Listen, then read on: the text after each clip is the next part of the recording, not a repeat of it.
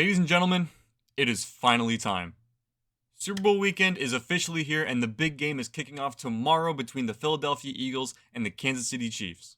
Now, I'm not going to lie, this Super Bowl matchup is far from what the people wanted this year, with the Chiefs looking to capture their third straight title and become the first ever team to three-peat in the Super Bowl era, and the Eagles, who, well, let's just say they don't really have the nicest fan bases, according to what I see on Twitter and social media.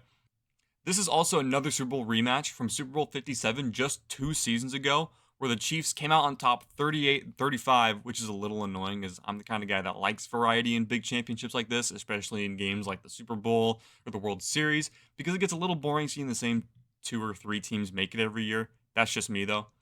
And honestly, that's sports, and good teams tend to stay good for a very long time, and that's 100% the case with these two teams like the Eagles and the Chiefs. The Chiefs, as they stand now, have secured themselves the title of a dynasty, no doubt, mainly with their win last year over the San Francisco 49ers in Super Bowl 58, which honestly I was more than okay with for, obvious reasons. And it's really hard to discredit them for everything that they've accomplished in just a 6-year span. They've gone to 5 Super Bowl appearances, 3 wins, looking for a 4th tomorrow, and 7 straight AFC Championship appearances. And honestly, that's no easy feat, and we should absolutely give them their flowers for it. Now, does this mean we have to like it? Absolutely not. Simply put, it's just boring seeing the Chiefs always make the Super Bowl now, especially considering that there have been a lot of controversy when it comes to the calls that are made in their favor that many fans and analysts feel like should have been called the other way or just not called at all. The NFL Referees Association did go on to say that the claims that they're in favor of the Chiefs are just downright insulting and that they absolutely do not play favorites, which honestly I do agree. They don't intentionally rig games. There's just no way. It doesn't make much sense, especially in the Chiefs' favor. But it doesn't mean they get everything right, because considering we're all human and we all make mistakes and we all see things different ways than what a bunch of other people see on TV. Now, the NFL does plan on testing some new external technology that does show, like, let's for example, like first down markers digitally on a screen, sort of like VAR in soccer matches. And I think that'll make the game a lot better if the referees don't get the call initially right. They can always check upstairs just to make sure they get things right. Now, on the Eagles side of things, they're coming off a serious down year where they started 10-1 only to finish 11-6 because they lost 5 of their final 6 games, or 7 games, sorry, and they lost to the Buccaneers in the wild card round.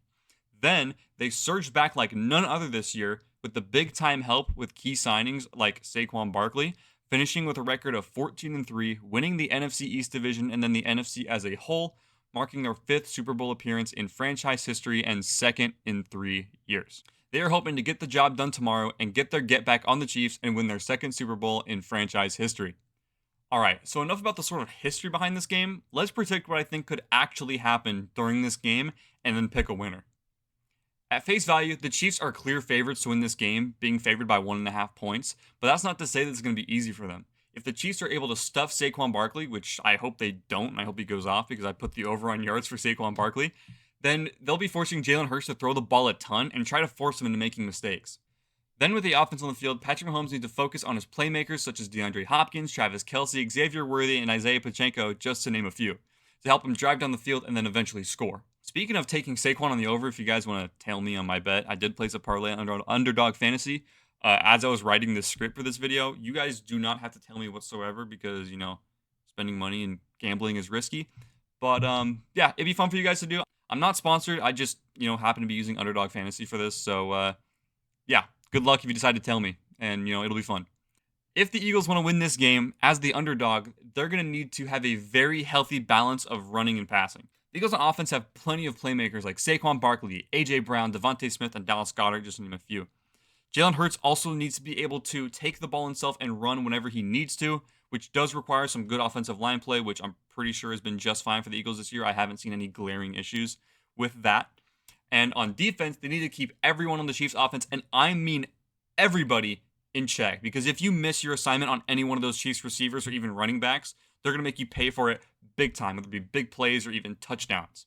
The Eagles will then have to rely on their big defensive playmakers such as Brandon Graham, Jalen Carter, Darius Slay, and some of the rookies like Quinion Mitchell and Cooper DeJean, who isn't a safety, by the way. He's not a safety.